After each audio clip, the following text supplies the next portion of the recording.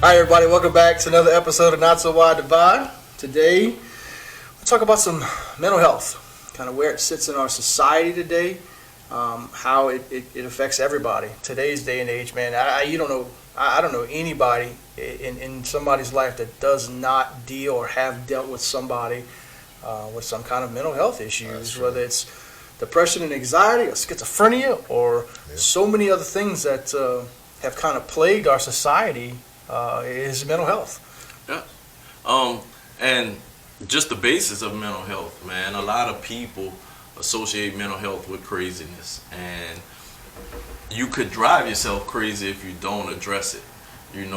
Family members could drive you crazy if you don't address it. And it doesn't have a face. Like the most calm person could have mental health issues. The most erratic person could have mental health issues. It doesn't have an age. It doesn't have a color. It doesn't have a weight size, so nobody is exempt from mental health. Once you really realize you have a mental health issue, it's avenues to get either clearance or be able to come in touch with yourself to see why your life takes certain paths. So mental health will be huge in a lot of people. I'll give you guys a few examples of my own mental health in throughout this segment, and it may be a shock to some of you and it may not. Some of us may have realized our own mental health issues a long time ago and just never could put an actual title on it. So just pay attention. Yeah, I just to echo what you guys said. I think that the stigma that society has put on mental health over the years does make some people reluctant to seek out that help. The whole, if you have a mental health problem, you're crazy, or you're violent, or you're weak. You're weak. You're and the list goes on and on. But it's simply not the case. It's important, and it's important that if you are struggling with any type of mental health issue, whether it's depression on up to schizophrenia to bipolar, whatever, that you seek out the help that you need to keep you balanced and to keep you healthy. It's not something to be ashamed of or to shy away from. It's something to help you, and you have to identify those issues before you can fix them. Yep. I think a lot of people don't, you don't know how to identify them because of the stigma that your parents or, previous family members, whether it was somebody that was bipolar in your family or somebody you knew was bipolar, were they crazy? And it's like, man, there's, like Tori mentioned, there's so many different phases and faces, yes, reactions and actions and to every different kind of mental health, the amount of mental health today compared to when we were kids is crazy to me, and it's something that I always try to read about when I read things about mental health topics or diagnosis. It's just something that I take a step back, and of course things are going to be diagnosed more when you're paying attention to them more, but like where does that stem from? Where does the biggest especially anxiety and depression, because that's two things that I think a vast majority of people deal with at some point in their life, whether they recognize it or right. not. And that is, it's a mental health, I'm not going to say it's a disorder, but it's a mental health issue. It is. And some people have the wherewithal to realize that they're going through it, accept it, deal with it, cope with it, learn how to handle it, and some people don't.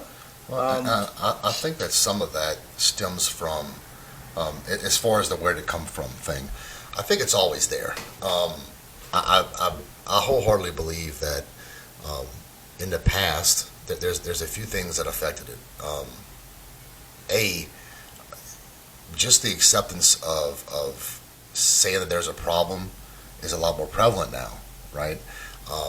Where when we were coming up, and even way before us, suck it up, be a man, So Especially in the male gender. right, You know. right. So a lot of that went undiagnosed, if that makes sense. Yeah, absolutely. But I also believe that back before we had video games and internet and television and those things, a big proponent in helping with depression in itself is exercise and getting out and being social and having that human interaction. That's where I was going with when I lead that question up. And we don't do those things as much anymore, you know. And it's a shame because we're doing it to our kids too. With you know, I think our kids interact more virtually with people than they do in person, just as a society. And those things, those types of isolation lead to being more susceptible to depression and those type of things. So, yeah, we're paying attention to it more.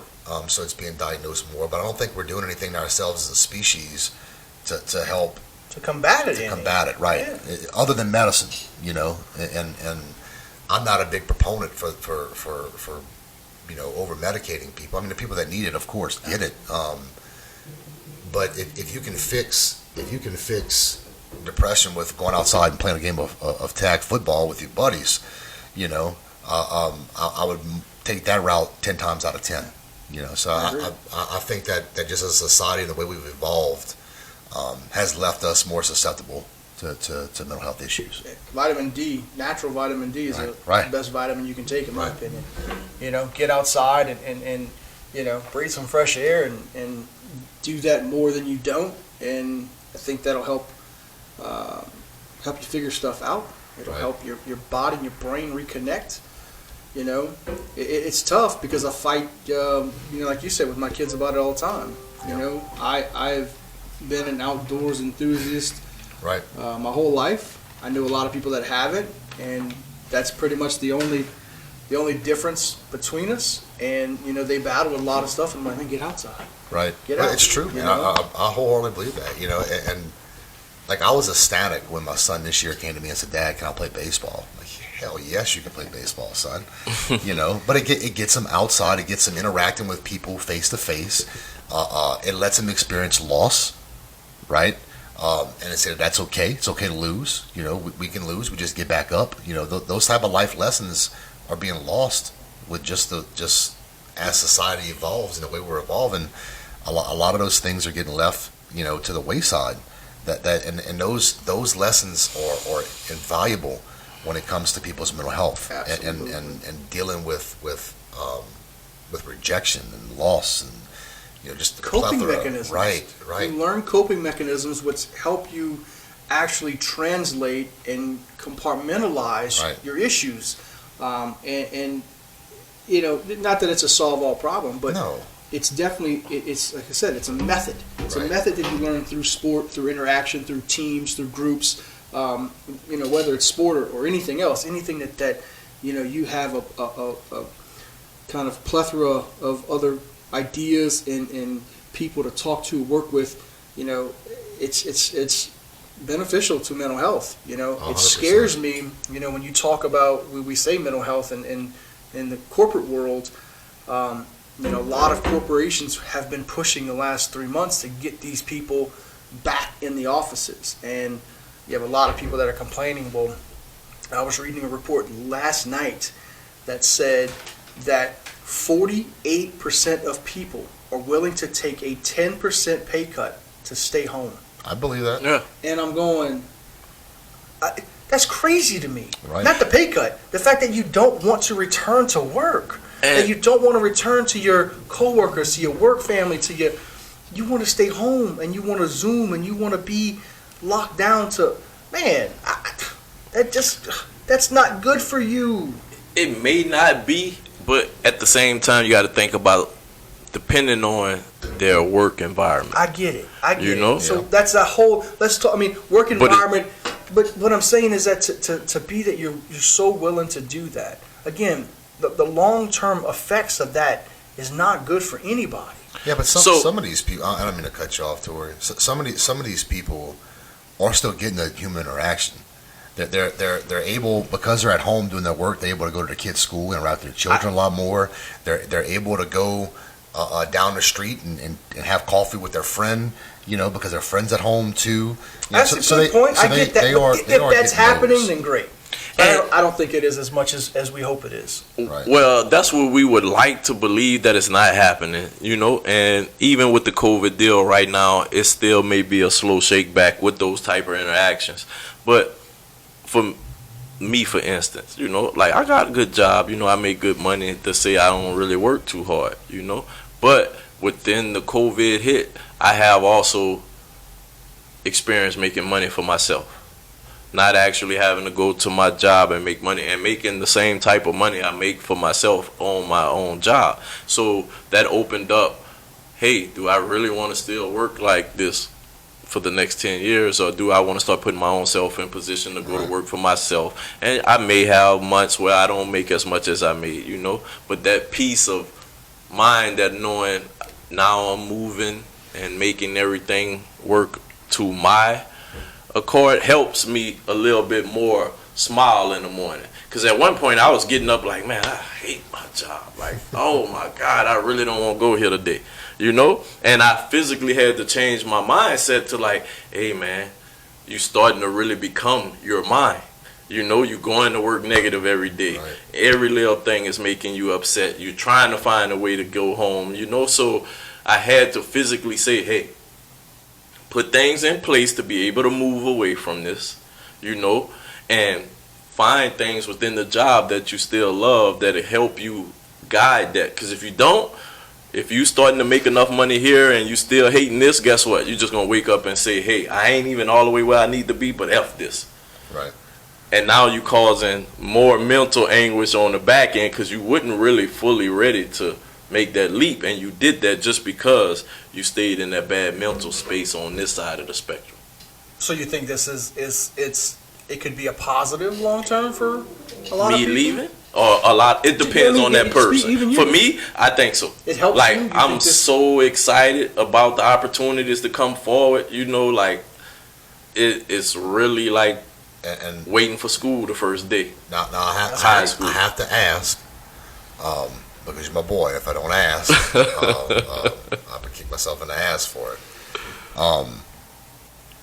Just make sure that happiness is not happiness with the newness, right? And that it's that enthusiasm, as long as it lasts, is great. Because every job, when you start a new job, you're happy, you're excited. It's something new. It's another adventure. And then 2-3 years on the road, that's whenever things start wearing on. And if you're not truly happy with your job, then the long-term success is not going to be there. Right. So and I think you are. I can see it in your face when you talk. I really do think that most of the things that when we first find our initial jobs, we're only looking for the job that could provide what we initially were taught. Be able to provide, be able to secure, be able to put something away.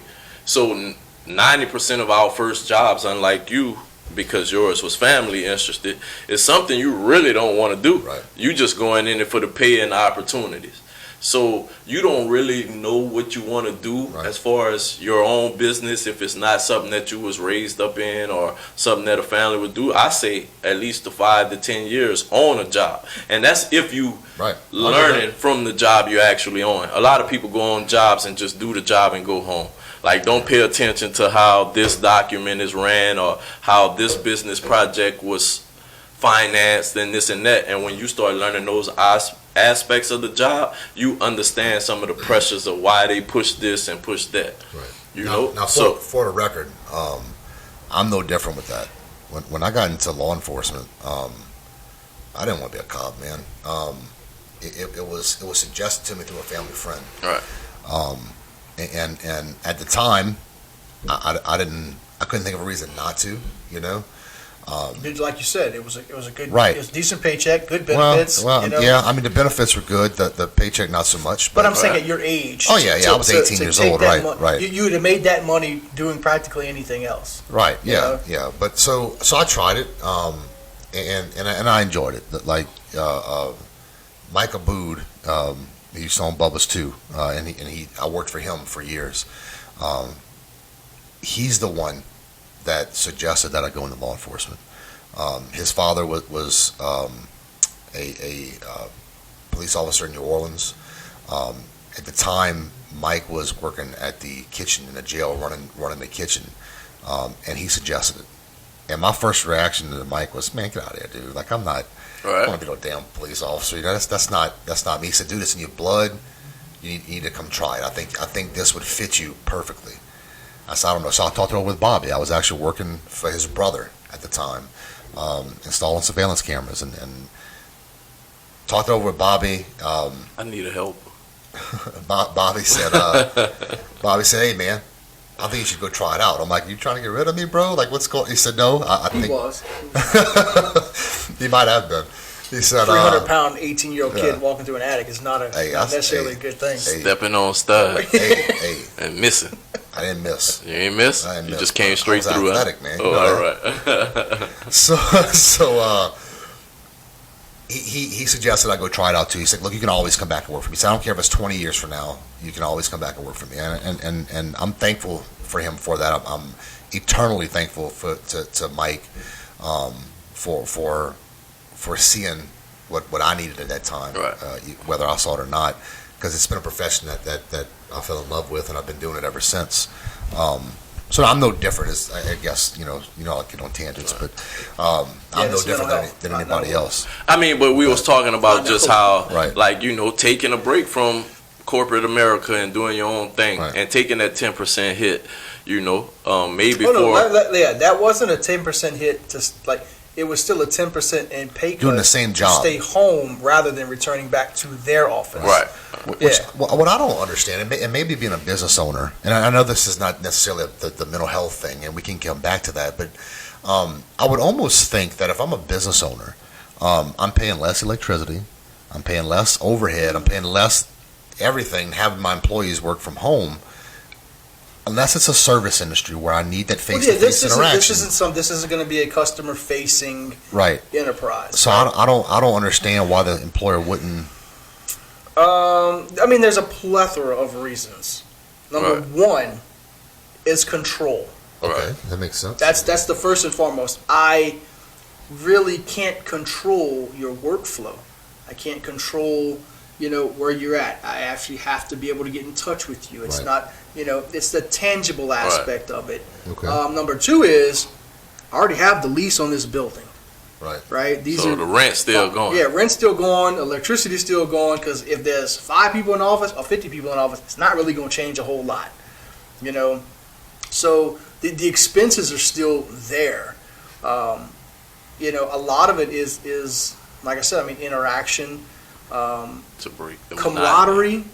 Even as CEOs of companies still want their employees to create that family dynamic because you work better together. If you separate, and I'm not saying it can't happen, it's just much harder to manage. I tell everybody the same thing when it comes to the business world, that Right. they want their people to bump shoulders. They want those, meetings. It's the same thing why we started video in this. Right. You have more of that interaction. We don't want to be in 3 different places having these conversations. Right, yeah, When absolutely. you have those meetings in person, it delivers more emotion. It delivers more promise, more conviction. Right. You get more buy-in. Yeah, you can. But, it's a tangible thing. Everybody's in there. Everybody works the same structure, the same hours, the same, So to have people that remotely, it can work, definitely can work, especially in a sales role, in a customer service role. Everything nowadays, if you don't have some sort of virtual something for your business, Right. You lose. you are not going to compete in 5 years. Yeah. You will be out of I business. agree with that. So, But people are going more, and it falls back in, right back into what we're talking about. I think people in general are just becoming more isolated. They are. They're more. I don't want to say comfortable. they're more virtual. Well, yeah, that's it. That's That's it. pretty much what it is. They're more virtual. At one point, you had to actually interact to get your information. Right. You had to actually pick up a book or something like that to But get dude, your that's information. not good for people's mental health. We are I agree humans. with that. I don't think it Humans is need either. to interact. Right. Right. And We're so- pack animals. We man. are touchy feely. We need to, Right. like Right.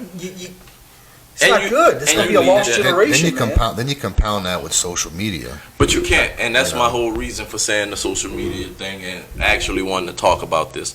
Like, I'm very active on social media, you know, on a lot of platforms, and I like to just, people say, Tori, you a mess. You're a mess. Like, I put the tough comments under people comments. So, you know, like, I really make you sit down and be like, damn, I can't believe Tori just made that comment, but how do I respond to it? It's never in a negative way to make you don't troll beat people. up. Right. And that's, I love it. I love watching y'all, especially. I sit back with my popcorn. Yeah. Right. And that's the type of comments that come. Right. So, and it's always just to challenge a person's mental thinking, you know, because we always looking at stuff from one side. And a lot of mine will be like, all right, well, I see your point. And I really do see their point. But what if you looked at it like this? And then people will be like, well, I never looked at it like that. And that's a whole mental challenging part. Because you could have this one person that thinks like this, but have 20 other people think just like that. Right. And never see the other side. Right. And people literally drive themselves crazy because they taking on a perception that, oh, it's only meant this way. No. That's why I took a break from the news for a little while, man, because, you know, just too much, bro. I just wanted a little bit of a mental break. If you from want it, to maintain your mental health. Look, there was a point, especially around election time and all that fiasco that was going on, man. I was but you had tuned in, bro. Expect it though. Yeah. Right. But it gets to a point where I'm like you get so engrossed in it. That whole, you know, just walk around mad and that kind of, I'm like, you know what, bro? Like, it's not. I got it. So It's just like your diet, bro. So Moderation. I'll turn it on a little bit, kind of see the current events of what's going on, and then I turn. But I got both sides of it. I was never in an echo chamber because you know, we watch liberal and conservative television in my house because I want to see what both sides are saying. You have to. Right. If you're not the gumbo pot, you're losing in either situation. Well, but it was still just it's too much. not just I was to like, lose, I need a little bit of a break. You're uninformed, Right. Because you're only and it's funny we talk about this because he's an avid listener, and he comments and he sends me messages all the time. Every time I post something, like I was just telling Cody yesterday, I'll post something. Hey, I'll leave some comments. I can start getting text messages, Facebook messages. Yeah. And I'm like, no, comment on the thing. Let's dialogue amongst our listeners. Right. And it's my sister's boyfriend, and he says, man, what do you think about, he's talking about this topic, and I'm like, well, and he always brings y'all to on our conversations every time. Well, I know what Tori would say. I know what Cody would say. And I said, look, and he says, and this is our conversation. It was last weekend, week before last. I remember, but he's like, we're talking about, he kind of hits on every podcast every time we talk. You know, he's like, well, you know, man, I was watching Fox, and I'm like, okay, well, man, you know, this commentator on Fox says this. Well, this commentator on Fox. Well, you know, I was reading this Fox News article. Okay, that's your problem. It's one source. Stop. I'm like, you got to branch. I know sometimes you don't want to read these headlines if you have this certain mentality or feeling about it. Just do it. Read it. Find the source. Because, again, just to back on this step, that's going to help your mental health. Yes. It's going to help you stabilize yourself and not get emotionally attached to one ideology. Well, and you got to look at it too. And we're all guilty of it. He's not alone in that. Oh, absolutely. I'm guilty of it. I'm sure Tori's guilty of it. I'm sure you're guilty of it. Because it's easier to stay in an echo chamber. It really is. It is easy. It's easier. It's easy to stay in a buffet, bro. But you getting what you like? It's easy. But too easy. I don't want anyone making my opinions for me. Right. So in order to form your own opinion, you have to listen to both sides. And normally I follow somewhere in the middle of it. But I'm going to go one step further and say not just listen. You have to accept both sides. Not necessarily. You don't got to agree. Yeah, you got to agree. Listen. You got to accept their position. Right. Acceptance, not agreeing. You're right. You're absolutely right. Right. And you got to go, okay. Because if not, in your brain, again, your mental health, you're fighting yourself. Right. You're fighting yourself on what you really... And that's another part of mental health. Right. Like, things attack you so much, no matter what it is, if it's physical, if it's mental, if it's actually just something in the universe. We all have that part of us where we could just shut certain things out. You know what I'm saying? And that comes with the mental health. So for me, and like I told you guys, I was going to give you some feeling. Like all my friends and family feel like, you know, I'm a real loving person, but they also say, well, Tori, man, you cold and you strict. And I'm not really cold and strict. Like I see your point and I see my point. 9 times out of 10, if you dealing with me, I'm going to accept your side before I even accept my side already, because of the dominance of myself. So I need to feel where you coming from. I need to see where you coming from, because when I do reject what you giving, I need to have a reason why. I can't reject it if I'm not trying to take it in, you know. So I always been that person. So once I find something that doesn't absorb with me, I could cut it off, no matter if it's a relationship with my girl, relationship with my kids, my mother, my brother, workers. Like I have a side of me to like, I could love you, like love you, would never see nothing hurt you. But if we run into something and I know it's going to be a clash, I could honestly cut that off and never look back. And over the last couple of months, I started realizing like that was a mental health trait of me. Like I'm missing something that forces me to do that. Right. You know, so I started keeping a journal. And I've been writing in a journal, you know, since I could actually remember my life starting and going up. And I'm like, hey, circling stuff this a reason why you act like this another reason you act like this, and it shows me a little pattern. And once again, I'm well put together, you know. I could speak, I could read, I could write, and I don't let those issues affect me in the community or in relationships, but it's a problem, you know. And if I didn't notice this problem then, I think it could be dangerous to me later. Right. Because I could really be alone. Like, I could really be to the point where I done shut so many people out. When I get older, nobody's really going to want to be around me. You know, or they're going to be like, well, man, I know if I go say this by Tori, you're going to be like, man, just go ahead on by Tori. We're going to make you take us in. You know, so everybody else, you might better cut out. We're going to, you know, so, and that's just my own mental health. So when I think about people that look at expectations where their life should be, right, or start looking at the next man on side of them where they are, think about their mental health. You don't even know what this person did to get there, but you thinking already, I should be somewhere in that ballpark.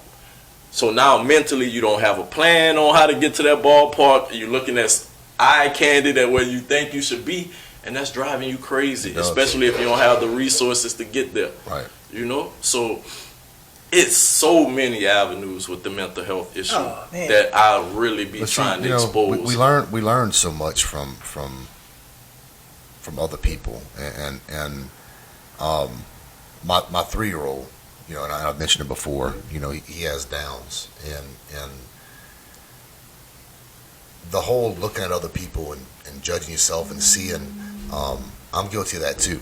But when you're forced, like my son develops at his own rate, right, and having to accept that and knowing that I can't compare him to any other 3-year-old. I just have to accept my son and the boundaries that he breaks through and the things that he does at his own pace has caused me to look at myself the same way, right? And look at other people. Like it helps you to grow as an individual. It really does. Like just seeing him and the things that he does, it just opens your world up. It really does. And it's amazing the things you can learn from a 3-year-old, you know. So I get what Tori, you know, I wish she was here. I know he had to take a phone call, but I get what he's saying about looking at other people and trying to use it as a measuring stick. But you also have to be comfortable with yourself and be comfortable with as long as you're moving forward and you're heading in a positive way and you're improving every day. Your pace may be a little bit slower, but that's okay, you know. So that's just especially and I just echo what you said, especially when it comes to that, because I'm a big believer in that. You know, I love Mondays just as much as I love Fridays, Saturdays, and Sundays, and for the simple reason that if I don't, it's a problem. You know, your attitude that you choose, and it's one of the only things that you can choose to do in life, is the attitude on how you operate. That's And you 100%. can't choose your mother, your father, your brother, your sister, your friends. Sometimes your employer. You can't. Right. You get what you can get, right? But you can choose your attitude every Yep. time you open your eyes. And I wake up on Monday mornings with the same gratitude, gratefulness, cheerfulness, willing to produce and grind and grow that I do at Friday at 6 o'clock or 5 o'clock when I leave the office. Right. And I have a lot of people that say, how do you do that? It's like, it's I can't choose to go to the gym every day. I could, but I don't. Right. You know? You have. But for me, it's much easier to choose that attitude than it is to choose to get in my truck and go to the gym. And for some people, it's not. It's not easy to choose that attitude because they're I don't want to say mental strength because those same people could have the mental strength to go to the gym every day, but don't have the mental strength to change that attitude from a negative to a positive. Hey. Why, how, when? I don't know. You put like that. I 100% wholeheartedly agree with you, and that's I try to strive for better myself every day. Right, I've always been like that. It's one of my core principles, and do I achieve that all the time? No, but that's one that I've actually added to it recently, and I don't remember where I heard it from, but it just kind of went off in a light bulb. I've heard it before, but that whole stigma of if you put positivity out there, you get positivity back. It's true. And if you are going through every day and you're getting negative feedback, and you're mad at the world, and everything you deal with is always negative, take a step back and look at yourself. If you're portraying negative, that's what you're going to get. Well, dude, you hear it all the time. People say, bad stuff's always happening to me. Well, it's because, in every bad situation, I know it's hard to accept, but every bad situation, there is a good. There is. We see it in the passing of my mother. There was a good, and it's people argue with you and say it's not, but it brought two people that hadn't seen each other in 40 years met at my mother's funeral for the first time and reconnected and rebuilt a relationship. That's a good. That's a good. Right? Yeah. So that's what I'm saying. And I don't care what, every tragedy is a triumph. Every, It's true. victory is a loss. Every loss is a victory. Like, Right. you got to be able to look at it and say, you know what? I can't sit here and dwell on the bad things and the negative because all that's going to do is create a perpetuity of that event. Yeah. And again, I don't have many mental strengths, but that's the one that I have, and I think if people could, I guess, try to adapt that, like you said, and Right. add that to your core principle, and if I could add a core principle to get my fat ass to a gym 3 to 4 days a week, I would be in a much Look, better spot. hey, But I'm with you, and I'll use my example with weight loss, and I think it applies both ways. Now, granted, I'm heavier now than I've been in like 5 years. I think I told you that this morning, and Yeah, you told us you eat 2 pizzas a night. I don't eat 2 pizzas a Hey night. man, I'm a I know poor- we filming I'm now a- and you trying to clean That's it not up, true. but we know. I do eat like crap, and that's the main reason for it. And I have a very slow metabolism. I have it all my life, but I was capable of losing weight because I've been down as low as 225. Right. But getting back to what I was getting at is that started for me, the entire weight loss journey that I had and trying to get back on now started with taking mayo off of my sandwich. And as simple as that may sound, but that mayo turned into not having a bag of chips with my lunch and that compounded to the next decision, to where eventually I was in the gym. all positive decisions. Right? But it starts with that One. one No doubt. thing. Absolutely. That you can't echo that enough. But man, it's not easy. No, And- I didn't and say it was easy. That's what I'm saying. A lot of not. people, including, I'm pretty sure all of us here, consistently struggle with that at some phase of your life, whether it's work, whether it's health, whether it's parenting, Right. and sometimes all of the above. Yeah. And I have this conversation with, when it comes to to my employees is that, look, everything that happens, and I try to take a lot of the mental burden off of them when it comes to things that aren't always going the great. For the same thing is that, look, I fall short when you're not doing your job. It's my fault. It is, Because it's a disconnect that 'Cause you allow. I didn't address it. I didn't confront it. I didn't train you properly. It's all falls on me, and I hope that helps them, and they do the same thing to their kids. They do the same thing, to their parent. If there's an argument or because that also, when it ties that into that mental health, the disagreements and confrontations, that weighs on people. It draws you down. It constantly keeps you off focus. It creates mental drains, mental instabilities that, again, enhance a depression or an anxiety situation.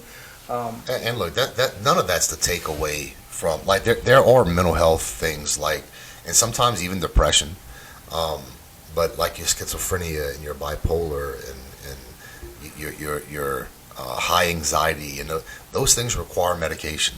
They really do. They do. And now it's medication and therapy, right? And rest. And good health. All those things correlate, but sometimes those things just aren't enough to get you over that hurdle. So you have to introduce the medication. And there's no shame in that. There's no shame in asking for help. There's no shame in going to a doctor and taking that medicine. And I've dealt with people who were just, it was a shame thing. They didn't want to have to take that medicine every day to make themselves feel quote unquote normal, right? And that's rough, man. All I can say is just know that nobody's judging you. Right. And I think the people that actually have to take the medicine, man, like I say, they stayed in their minds too long. They didn't get help when it was actually suitable in the time frame. And you can put those people in positive situations, but until they're able to think those positive situations on their own, they're always going to go back. For some, but things like bipolar and schizophrenia. Well, I mean, that's serious. Yeah, those like there's nothing those people did that required. Like they could have got diagnosed at 1 year old. They still need medication. Yeah, you know. That's we don't grow out of that. Right. No, you don't. And I mean, it's hardwired. Right. But it just starts with where your peace is at. Like if I made the comment when you was talking, I'm like, man, you've been on my Facebook page. Like every morning, if I get up, the first thing I want to put on is something positive. Right. Like, please, if you had a rough night's sleep and you get up in the morning, get your head out of there, because you're going to carry that negativity the rest of the day. Yep, you know what I'm saying? You're going to get out the house, you're going to leave the keys in the house, or leave your ID badge in the house. God damn. Mad at that. Yeah, you're right. Right. Now you getting to the stop sign. Somebody taking too long at the stop sign. Hurry up. You're blowing your horn. You just bringing the day. Your brain's going so busy. Then I lock the door. Yeah. God dang it! Turn around and go check the door. I got a thing for that. I call it quicksand. Yeah. And this, when you get that's that, true. you're in quicksand. as soon as You you gotta get to stop work. fighting it. Rewind, recompartmentalize everything, and figure out to get out of the quicksand. Because the more you struggle and the more you fight it, the deeper you sink. And that's a dude. Everybody, whether you want to say that's a mental health thing, everybody. That's my whole thing. Everybody has mental health. Absolutely. It's how you deal with it. Yep. We're mental creatures, you know. Right. We really are. Right. And some people has a mental health that's simply just overthinking and That's never me. get out of That's their me, own way. 100%. They overthink till you then overthink yourself completely out of a nice situation. That's me 100%. And that's a lot of people. Right. And then now, right? So you sit down and you think about this situation. Well, look, I started here, and I know I had this, but I overthought this. And you might have took a loss. You might have not received what you should have received. That's another depression on top of overthinking. Because now you're trying to combat why you overthought and took a L. I have people, I've had this conversation a few times with people, they'll say, how did such and such get a successful business or successful whatever? They freaking dumb. And I tell them all, because probably they didn't overthink things. Right. They may have been so dumb that they didn't think about loss, or they just went out there on that limb, did their thing, and now boom, stupid simple. So I 100% agree with that. In the business world, they call it the KISS method. Keep it simple, stupid. That's it. Yeah. We have the same method. Especially whenever you're working with a one trick pony, a simple product that you're pushing. Everybody tries to. You don't know how many times I get you talk about that. It's off tangent, but people call me about business ideas, and it's like, well, what do I got to do in this, and how do I do? Just do it. Right. Just do You it. ain't gonna know till you Just do do it. That's rough, especially for do it. somebody like me though, because we've If- talked if several you- times. man, You told me look, that same thing, man. But I'm I'm gonna tell like, you one thing, and this is I can't physically.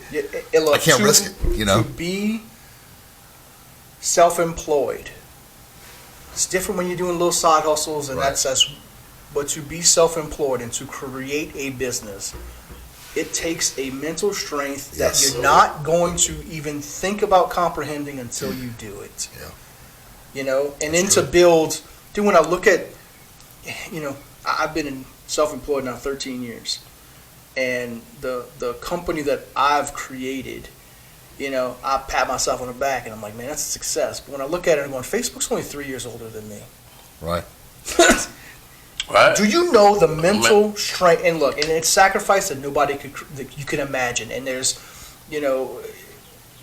you definitely don't do that to be a liked person, because there's going to be so many people that don't like you. And All for your success. yeah, because, well, not even that, because there's no way you're going to build this conglomerate of a business as a Facebook or an Apple or an Amazon, and none of them guys, and you can go through any business in the world, none of them guys, until maybe they become billionaires and start becoming philanthropists and giving away their billions, nobody says that, man, they were just a great guy. They Right. treated people well. That's They true. don't, because they're looking at this. They are tunnel vision on success and drive and growth, and Right. and it's not even about money. I can promise you that none of those guys did any of those products to become billionaires. Right. Becoming a billionaire is a side effect of creating something that you have a passion and a drive for. That's true. There is never a business created, a long-term successful business created specifically off of money. Does not happen. Right. That's Right. true. And a lot of people don't know that. So They don't. It's passion, it's drive, and it's mental strength. Right. Now, You know? and trying to steer us back onto the mental health thing, a lot of people don't understand either the financial cut that mental health throughout our state has taken It's insane. in the last 5 to 10 years. I mean, and I'm sure some of our older listeners will remember we had Bayou Oaks here. We had a mental hospital. Next to Terrebonne General, which was a mental hospital, that we were able to put people that needed long-term, or sometimes even short-term, mental health stays. That you may have that schizophrenic who's off their medicine and needs to be in a facility with professionals that can guide them and help them and get them back on their medication, get the levels where they're supposed to be so they can get back to their families and be back. We don't have those anymore. Not those public. Those are few and far We have a between. handful of the private Right, but even those are about money. They're not about health. That's where I was going with it. everything is like. Well, that's why Terrebonne General, because again, Terrebonne General is a privately held hospital, Right. not a public entity. I mean, they are a public entity, not a municipality. Right, So, but when we had Bayou Oaks was a mental facility. Bayou Oaks didn't just do mental; they did substance abuse. Right. They did mental facilities, and there's no money in that, right. right? So what's there in its place? A women's center. Yep, Because birth and babies makes money. yep. Takes money. And You know? they, for a while there, Chabert on the east side had The third floor. there's the fifth floor. Fifth floor. That was a mental health facility, but even that's gone. So it's man. a floor. Right. If it's not even there no more, they don't. Very limited. Like it's not anywhere near what it used to be, and it's just because the funding keeps getting cut and cut and cut, and And that's put it in other places. but that's part of the thing is that stuff trickles down to spilling over onto the streets, and and into the jails. and then they into- call law enforcement to come deal with a deranged individual who's on the street corner, and I get it. I mean, who else you're going to call, Right. And it forces us, and unfortunately, not all of us are as trained as some. It puts you in most aren't positions. as trained as some. Well, I mean, the training's out there, but you have to be passionate about it. But it's a voluntary. It's not. Some of it's sponsored, some of it's not. But to have excessive training in mental health as a police officer in the state, and you have I'm not to gonna- want it. You have to want it. You got to go out and sign up for it, Yeah, and, you have to and want it. it's not something that's just done. And so you got somebody demean anybody, but just came off of a bingo detail, right? that was working with old folks now has to go out and deal with a deranged, schizophrenic that's off his meds for whatever, and Right. potentially on drugs or whatever else, Right. that they're not handled to pull them people, No, talk them down No. or whatever. Again, I'm not trained in it either. I don't know how the process is either. But it's a process. what happens is they wind up getting tased, and Right. it gets or they bad. get combative, or worst cases, sometimes the officer has to defend themselves, or gets put in a position. Sometimes these people grab knives or whatever. Right, I mean, to it's- rather protect themselves. right, and nobody wants that. But we've seen professionally, we've seen a rise in those type of things nationwide that correlates directly to them cutting funding for mental health. Because those people shouldn't be out on the streets like that. There should be a place for them to go to get themselves back on their feet, so that then they can go back to their assisted living, or they can go back to their lives properly medicated and seeing things a little more clearly, as opposed to being in crisis and off of their medication. But I mean, I know we say a lot of things, money, money, money, but in this case, it truly is a financial problem. They need more funding for absolutely. mental health. And I was thinking on the lines of earlier when we were speaking on the actual vape and that actual grant. I was thinking instead of actually having those kids get the little juvenile write-up or whatever, somehow, some way configure some of that money to have a substance abuse person come into the school, Right. and pay that person. Now you have the facility. That's what I said. You When know what stepped I'm- out, I I'm said sorry. no, that's cool. Yeah, You know, he now said you have exactly the exactly what I facility. said. You have the finance, and Right. it's in the direct Right, problem. right, and that's we actually, and I guess you had stepped out, but yeah, that's exactly what we talked about that exact same thing. We Right. both agreed that that's probably the best way of handling it Right. on the first part of it. But yeah, mental health is it's one of those things that as a society we want to stuff into the closet or put underneath the rug and think that it's just going to go away. And then what happens is you got a big mountain under your balloons. rug that everybody sees now. Create a You know, monster. right. You create something that becomes so hard to manage. And dude, it's so many, leads to more homelessness and Yes. more Substance abuse. substance abuse, and then Single further. parent. Yeah, I mean, it's. Runaways. But Right. how do we get how? And then you're talking about, because these people have children, Yeah. and a lot of times that's genetic and it's passed down to their children. Their children don't know how to properly handle it because their parents don't know how to properly handle it, and then they go into school and they thankfully our school system, and I think I've said this when we're talking to Brad, our school system does a pretty good job of dealing with mental health and special needs and those type of things, but when these kids are going home, they're going right back to mama, who's probably dealing with the same things, or dad, Right. and off their medication, so the kids don't know how to deal with it properly. It's a never ending cycle that unfortunately So- is not well funded. Maybe some type of family deal. You know what I'm saying? Well, there's a lot of private. There's a place in Thibodeau. It's called Bayou Land Families Helping Families. There's another place in Homa. I can't quite think of it, and they specifically deal in what you're talking about. Right. When you have a family of inherited mental health issues, that they specifically deal with those issues. But again, they're going off of strictly donations, Right. So this is Just one of steal these the money things that deal. you have to have federal and state money Yep. budgeted Yep. as just as you do law enforcement or military or because it is a huge. But it helps, and I don't understand. And granted, when you get politicians involved in stuff, there's so many different outside forces Right. and that affects it, which drives me nuts. But mental health, to me, the funding for that is such a no-brainer. Right. It really is. Because if you funnel money into mental health and you get it to a level where it's being addressed properly and healthy for people, then your law enforcement calls go down. Go down. Your Incarceration your goes incarceration down. rates go down. A lot of those tax drains go down. I don't understand why we're cutting that, but again, because a lot of nobody it is puts it's not these politicians' hands to the fire Right. and answer questions about mental health.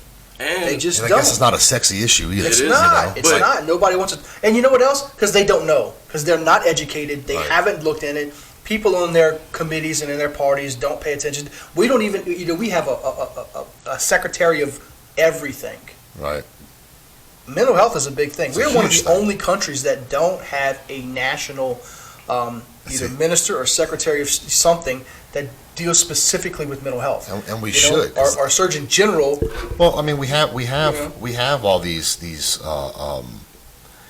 fentanyl problem and the substance abuse problem, and if you trace a lot of these people back, these problems started with mental health problems. right, exactly. You know, They're and trying to figure out why they're. these people are It's trying an to escape. self-medicate. Yeah. Most Right. people it's an escape from reality. Right, right. So if I'm that messed up mentally that I have to turn to substance to escape this, Right. that should be automatic rule for Right. something. So if we are taking the tax dollars, right, and paying for housing of criminals, we should have a percentage of them tax dollars go Right. to Right. mental illness. Or how about, if you want to legalize marijuana, let that pay for it. Right. Let the taxes from marijuana But pay I for mental mean, health. once again, You know? who are we cutting out of all that money to be able to take that tax Nobody, and bring because somewhere that else? would It's a be new a tax. whole new tax. It's a new tax. Right, and you're not taxing because this is going to be it's the tax conversation all the time. Is that I don't have that issue, my family doesn't have that issue. Why do I have to pay that tax? That's just the argument, right? Right.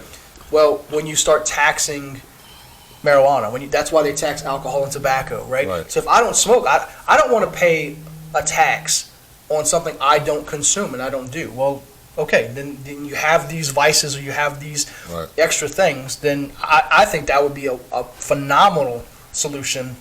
It's the same thing with gaming, how the gaming tax is supposed to go to schools. Right. That shit didn't happen, Right. you know? But I mean, to me, you kind of knock out two birds with one stone. Yeah, You know, but man, look. it would be a new tax revenue, and it would go And it would towards. be a large one. tax revenue. And I don't even think it would I mean, you're take talking all to of the it. tunes of hundreds of millions a year. Right, but I don't even think it would take all of it. It wasn't. If you earmarked 25% or, I say or you earmark all of it and then you work backwards. Because if you take 25% and you need 30, True. you're never going to Yeah, get you're that right, 5. you're right. It just Yeah. won't happen, Right. you know? right, yeah, earmark it all, and if you have things left over, it goes into It goes into wherever. a state surplus. Right, right, You know, because even locally, you know, if you just say the tax, because the tax is going to be enormous, it'll probably be 20+% right. on marijuana or something, CB, whatever, however they classify it. But even if you take 10% of it and keep it local, take the other 10% and make it state, mandate, Right. or I don't know how, because the Fed's still not legally federally legal, so Right. the Feds don't get none of it at this point. So. Split it locally to I mean, I don't know how you do this 70-30, 50-50, Yeah, I'm not however sure you do it. either. But keep half of it local to where it deals with your local, and then if you need extra, goes to the state or because again, and you know this more than any when you're talking about substance abuse and mental health. Some areas it's super concentrated, and Absolutely. other areas have no problems at all. Right. You know, And we have a high need for it here in our community. because we don't have nothing. Yeah. Well, but we also have a high amount of people that need mental health services here. And we have terrible mental health, but they're overworked, understaffed, and underpaid. Tremendously. I mean, they're Just so like everybody else, but even worse so with our mental health. yeah, but like terrible mental health, they also deal with like dementia patients. They do, and- yes. And I mean, that's a Yeah, that's You a know? whole other ball game, right. But I mean, I think that taxing marijuana for that would it would be a good cause or a good push for the people who are pro legalizing marijuana. That look, we're going to take the taxes for this. It's the same thing with legalizing gambling. I think it'd be They one more needed- step to the people that are against it. Well, that's what I'm saying. It would Yeah. make it a little more palatable for Yes. people who's against it. If the people who are for it would say, "Look, we're going to take this tax money and we're going to fix our mental health problem in our state. That's what we're going to use that money for." I really think it would be an easier sell. Right? We always say politicians are horrible salesmen when it comes to things like that. I think that would be a whole lot easier sell, and it's not far fetched because that's why the casinos You got to prove so easily. tack that thing on. Well, we're gonna put this money towards Education. schools. Well, shit, hell yeah, Yeah. Absolutely. But we need to learn from that. And I'm not saying that money doesn't go towards education. And it's not just the casinos. But- it's also right. Powerball, maybe like Right. your lottery system's supposed to. But have we need to work that and learn from that to where if we write policy for that we make sure that money's It has to earmarked go there. for what it was supposed to be for. So, yeah, I mean, like I said, we're a firm believer in don't bring a problem up, you don't have a solution. So that would be my solution for it. I couldn't think of a better solution or even something that would even make any kind of sense besides that. And of course it's far fetched because we're so far away from getting that legalized in this state. It's Like insane. speed it up though. We barely even got the medical part of it done. Right. Like Oh, I know. they're so far behind. Especially they just voted against it just a handful of weeks ago again. They're not really behind. They're just trying to figure out how to capitalize the most income. That you don't have to reinvent the wheel. I There's know. I mean, there's states already doing it, 20 right. states I don't doing know, it. but man, Dude, Colorado had the first year. I don't know the recent study, but 2018, I think, or 17 was the first year they did it. Like $380 million in tax revenue in the first year. Right. That's insane. Now, and it's a huge influx because your surrounding states didn't have it, so they come in. Right. But still, even in Louisiana, you're talking Even about if it's $100 million. Yeah, right. Even if it's a third of that, that's a lot of tax revenue. a lot I mean, of fixed roads, dude. a lot of things. You know, I can you're drive. never on a going to bumpy fix roads road. in Louisiana. I can drive on a bumpy road. Oh, Fix these people's mental health issues, man. You cold? no. Oh, okay. He's just showing the camera his biceps. Nah, I That's just all love he's my doing. skin. That's it. But nah, man, that's it though. Like mental health it's really the leader. It's the cancer to everything. No I doubt. think we cure that, or I don't think Yeah, it's gonna cure it. completely Not gonna cured. cure it. Yeah, But no. if we could lessen the effect of mental health issues, I think we actually gain a lot. And let me just tell you how it affects everybody, even if it's nothing actually crazy. Like right now, everything going on with taking down old statues and stuff like that. Even on the side of that, yeah, to us, it's a breath of fresh air. But for people that's been living it all their life, it affects them. Yeah, I know we saying, man, you know, to us, you whipped out people, you took us from land, and that's what it's shown. But to the people that didn't see that part and only know that flag for family camaraderie and that statue for that or this, when they pull that down, that causes mental health on the opposite side of the spectrum too. Because now they're saying, well, we do this for them. We let them have them. We let them have them. We let them have this. And now they're taking this from us. What is that going to change that then already happened? You know? So it's not just self-inflicted. It's not just not being able to be where you want to be your own self. It is the actual Some external factors. external factors, the world changing, you know. So change alone causes Absolutely. mental health. Change without decisive and specific explanation. Right.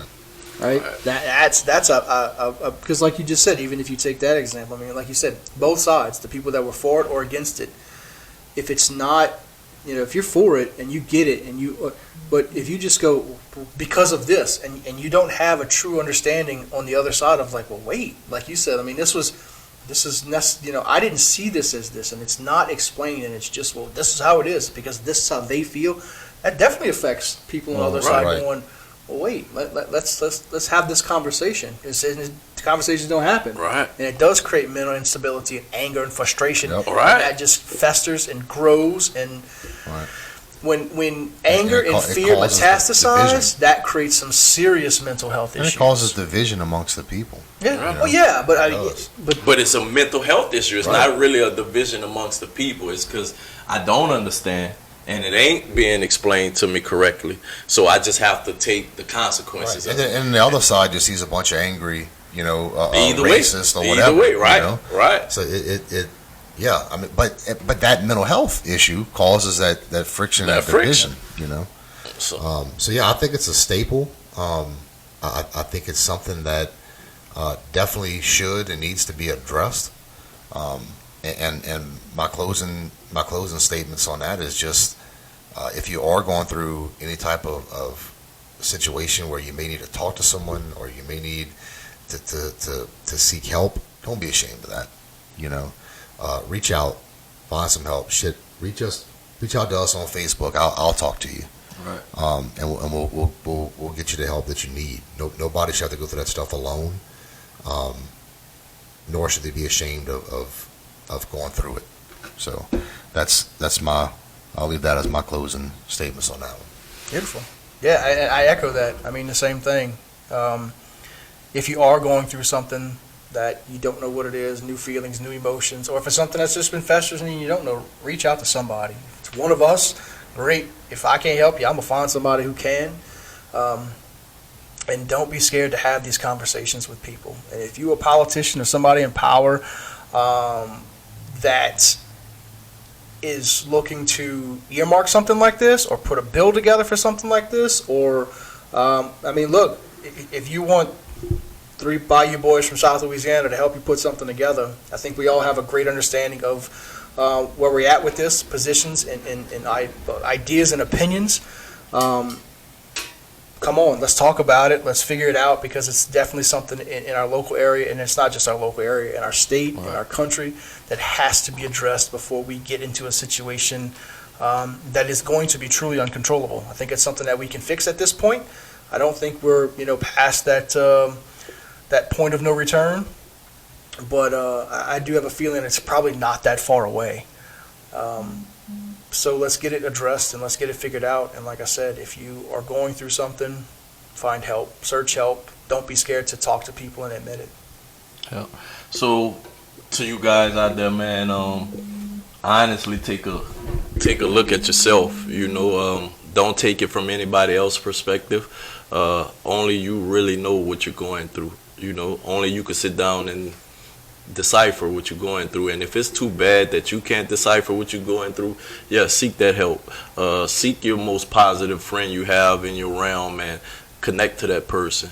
Because believe it or not, most of our mental states are mental states. Like it's something that we cause mentally. Like if you really wake up every day saying it's going to be a bad day, you're going to have a bad day. If you really wake up every day and thinking the worst, that's what's going to happen. So stay positive mind even in the worst situations. And then also find somebody else that needs a little positivity and give it to them. And maybe when you see their reaction to your positivity, it'll help you stay in that state. So that's my word to you and all of you out there. And like the guys mentioned, if you following us on Facebook and you feel like you're having a rough time, inbox us. Let us actually say a word or two to you. And if not, inbox the closest friend to you that's positive, like I said earlier. All right, guys. Again, I appreciate these conversations. I'm glad we get to have these talks. And I hope everybody out there has somebody like us that they can talk to. And remember, the divide is not so wide. Peace. Too easy.